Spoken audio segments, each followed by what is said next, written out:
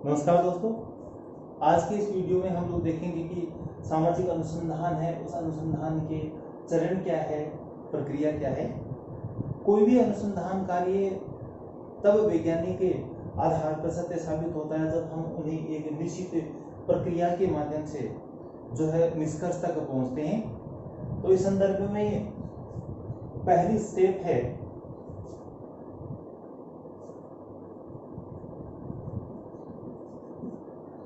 समस्या का चयन। हम अनुसंधान कार्य करते हैं तो सर्वप्रथम हम एक समस्या का चयन करते हैं। वो उस समस्या के संदर्भ में हमको अध्ययन करना है और मान लीजिए वो जो समस्या है वो समस्या हमारे लिए है कन्या भ्रूण हत्या। क्योंकि कोई भी कार्य करेंगे तो हमें एक लक्ष्य को निर्धारित करना है कि हमें कहाँ पहुंचना है, और वो अपना लक्ष्य है, ये समस्या है, तो समस्या का चयन करते हैं। दूसरा है संबंधित साहित्य का अध्ययन।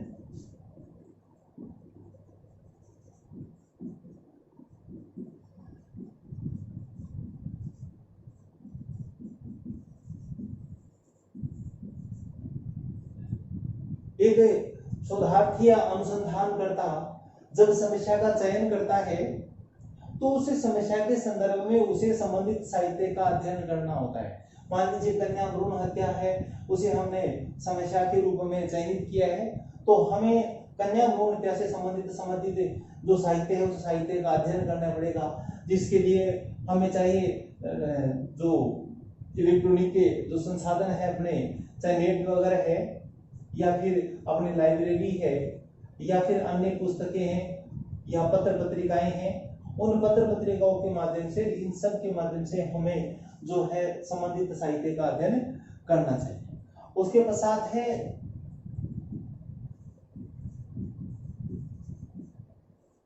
इकाइयों का निर्धारण।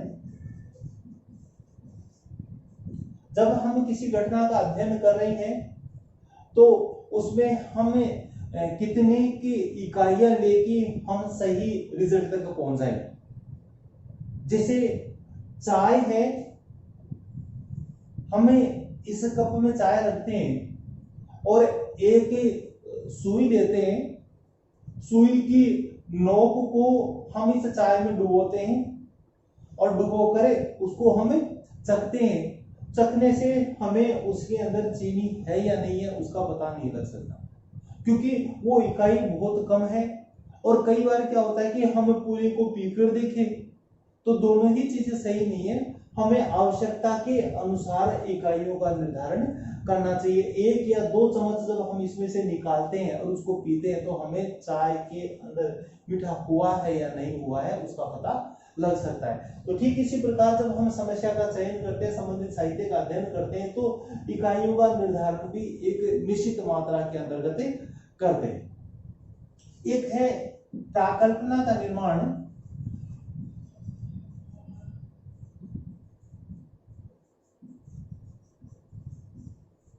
प्राकल्पना का निर्माण, प्राकल्पना का तात्पर्य है प्राग कल्पना या पूर्व में की गई कल्पना, अर्थात किसी भी घटना के संदर्भ में हम अध्ययन कर रहे हैं तो उस निष्कर्ष के संदर्भ में जो पूर्व में हम कल्पना करते हैं वो कल्पना ही प्राकल्पना का नाम से जानी जाती है। हमें अध्ययन करेंगे तो हमें ये पता है कि यहाँ पर इस प्रकार का अध्ययन होगा, इस प्रकार का रिजल्ट संभवतः देखने को मिल सकता है। और ये जो प्राकल्पना बनाते हैं वो प्राकल्पना एक अस्थायी अनुमान है, लेकिन इस अस्थायी अनुमान को बनाने के लिए हमें बहुत ही ध्यान पूर्वक जो है ध्यान पूर्वक हमें इसका अध्ययन करना पड़ेगा, ध्यान पूर्वक प्राकल्पना का निर्माण करना पड़ेगा, अन्यथा हम गलत दिशा की ओर अग्रसर हो सकते हैं। तो एक अनुसंधानकर्ता को प्राकल्पना का निर्माण करना चाहिए।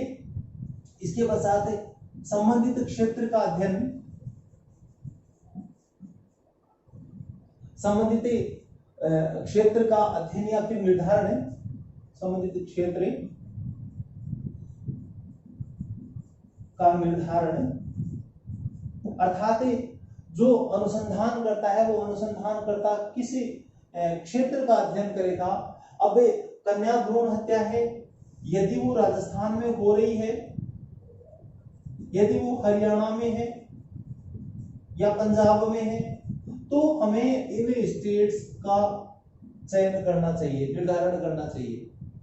और मान लीजिए किसी अदर स्टेट में जहां पर कन्या भ्रूण हत्या हो ही नहीं रही, तो हमें उसका चयन नहीं करना चाहिए। हमें मुख्यतः उस क्षेत्र का अध्ययन करना चाहिए जहां पर यह समस्या विद्यमान हो। तो संबंधित क्षेत्र का निर्धारण हमें करना चाहिए। इसके अलावा सूचनादाता का चुनाव,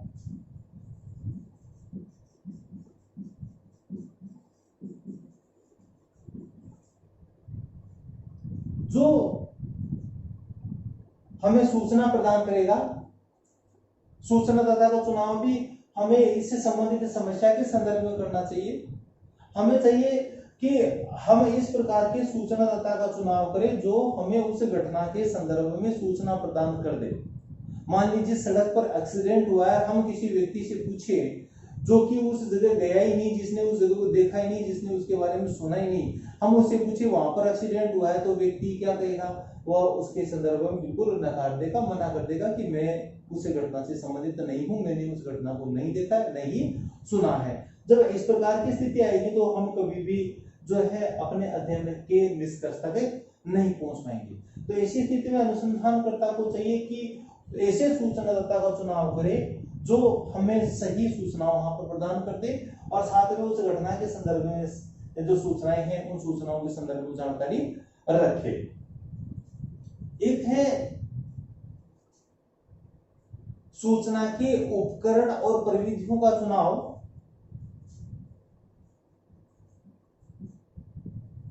सूचना से संबंधित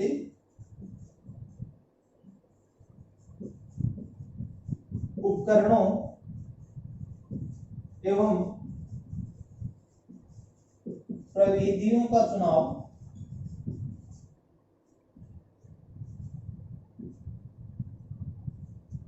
हमें समस्या का चयन करना है, संबंधित साहित्य का अध्ययन करना है, इकाइयों का निर्धारण करना है, प्राकल्पना का निर्माण करना है, संबंधित क्षेत्र का चुनाव करना है, सूचनादाता का चुनाव करना है। अब चूंकि हमें वहां से सूचनाएं संकलित करनी है, तो कुछ सूचनादाता तो ऐसे होते हैं जो हमें मौखिक रूप से उस सूचना को प्रदान कर देंगे और कुछ सूचनादाता उन सूचनाओं को छुपाने का प्रयत्न करते हैं। तो एक अनुसंधानकर्ता जो है वो आवश्यकता के अनुसार प्रविधियों का चुनाव करता है। मान लीजिए वो वहां पर अवलोकन का चयन करता है,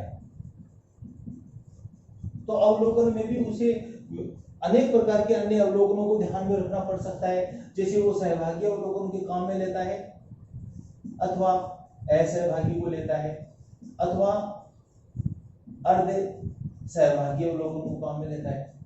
यह अनुसंधानकर्ता, घटना और सूचनादाता तथा सूचना के ऊपर निर्भर करती है कि एक अनुसंधानकर्ता किस प्रकार की प्रविधियों को काम में लेगा। वहां पर साक्षात्कार को भी काम में ले सकता है। यहाँ पर अनुसंधानकर्ता जो है वो प्रश्नावली को भी काम में ले सकता है, अनुसूची को भी काम में ले सकता है, व्यक्तिगत अध्ययन पद्धति जो है यानी कि केस स्टडी मेथड है उसको भी वो काम में ले सकता है। तो एक अनुसंधान करता है वो आवश्यकता के अनुसार प्रविधियों का चुनाव करे, साथ में संबंधित उपकरणों का चुनाव करे। उपकरणों में मान लीजिए उसको किसी चीज की रिकॉर्डिंग करनी है तो वो अपने साथ में मोबाइल लेकर जाए, मोबाइल के साथ में वो कैमरा भी लेके जाए, बैटरी भी उसके अंदर पूरी हो, कहीं वो रास्ते में डिस नहीं हो जाए, जब वो उसका रिकॉर्डिंग करने लगे उस समय वो डिस नहीं हो जाए। और अनेक प्रकार के अन्य उपकरण है, उसके हाथ में पेन भी हो, रजिस्टर या कोई जो पेज वगैरह है वो भी उसके पास में हो। तो अनेक प्रकार के उपकरणों और प्रविधियों का चुनाव एक अनुसंधान करता है, वो अनुसंधान को यहाँ पर करना चाहिए कि वो वहां पर क्या लेकर जाएगा। एक ये जो जितने भी उपकरण हैं, उपकरणों एवं प्रविधियों का पूर्व परीक्षण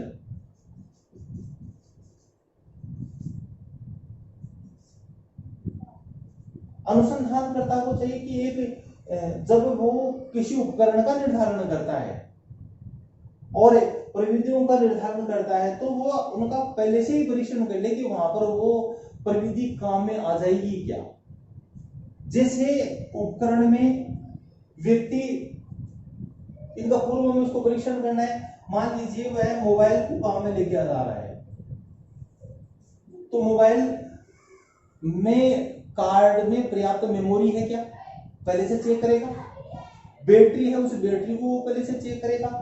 साथ में अनेक प्रकार के अन्य, कहीं पर वो मोबाइल बीच में खराब तो नहीं हो जाएगा, कहीं पर बीच में कोई फोन आ जाए मान लीजिए, तो उसको क्या करना चाहिए, उसको फ्लाइट मोड पे डालना है। तो ये पहले से वो परीक्षण करे कि वहां पर क्या क्या समस्याएं विद्यमान हो सकती है। साथ में प्रविधियों का भी पूर्व में परीक्षण करे। मान लीजिए हमें साक्षात्कार उनका करना चाहते हैं और आदिवासी जनजातीय क्षेत्र के लोग हैं, उनसे मैं बात करूंगा, वो मेरी भाषा को नहीं समझते, मैं उनकी भाषा को नहीं समझ सकता, तो वहां पर मैं साक्षात्कार की प्रविधि को कैसे काम में लूं। मुझे प्रश्नावली का चुनाव करना है, सब कुछ कीजिए, वहां पर जो प्रश्नावली को पहुंचाने के लिए संसाधन ही नहीं है, वहां पर हम अवलोकन की प्रविधि को काम में ले, सहभागी अवलोकन को काम में ले। अब ये डर है कि सहभागिता में अगर मैं पहचान में आ जाऊंगा तो वो मेरे साथ में क्या कर सकते हैं। इन तमाम जो स्थितियां हैं, परिस्थितियां हैं, उनके संदर्भ में उसे पूर्व में परीक्षण करके अध्ययन करना चाहिए। फिर तमाम कार्य होने के पश्चात अनुसंधानकर्ता तथ्यों का अवलोकन व तथ्य संकलन करता है। यहाँ तथ्य संकलन, ये तमाम जो चीजें हैं इनको ध्यान में रखने की उपरांत अनुसंधानकर्ता घटना से तथ्यों को संकलित करता है और अपने आवश्यकता के अनुसार ही तथ्यों को संकलित करेगा। तथ्य संकलन के पश्चात तथ्यों का वर्गीकरण,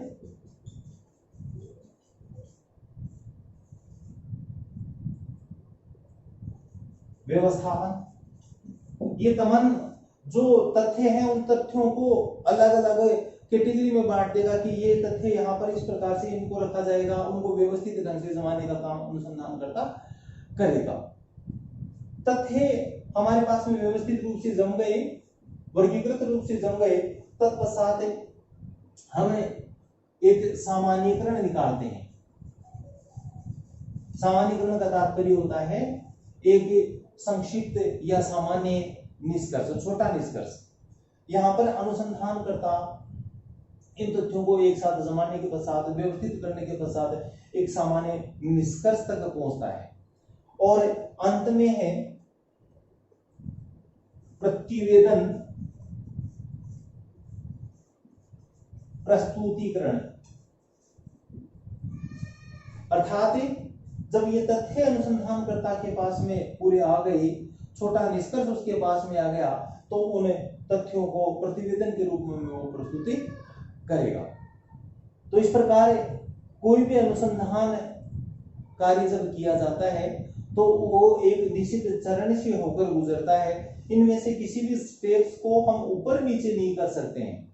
ये नहीं हो सकता कि सामान्यीकरण यहाँ किया जाएगा और फिर हमें सामान्यीकरण करने के पश्चात यहाँ पर ऐसा करें, संबंधित साहित्य का अध्ययन करें, ऐसा बिल्कुल नहीं होगा। प्रत्येक स्टेप को जिस प्रकार से पहली सीढ़ी पर चढ़ने के पश्चात ही दूसरी सीढ़ी आती है, ठीक उसी प्रकार हमें पहले पॉइंट के पश्चात सेकंड में, सेकंड से थर्ड में, थर्ड से फोर्थ में, फोर्थ से फिफ्थ में हम एक दूसरे को जो छोड़ नहीं सकते, हमें पहले और 10वें को एक्सचेंज भी नहीं कर सकते। तो आज हमने देखा कि सामाजिक अनुसंधान है और उस अनुसंधान के क्या चरण है और क्या प्रक्रिया है। अपेक्षा करता हूं आप लोगों को समझ में आया होगा। धन्यवाद।